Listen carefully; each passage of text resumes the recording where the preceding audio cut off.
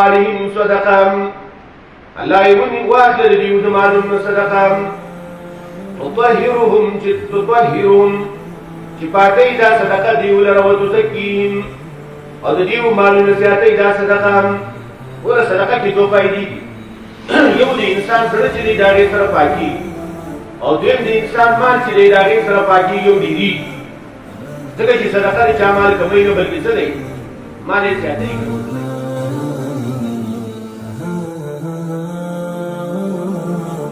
که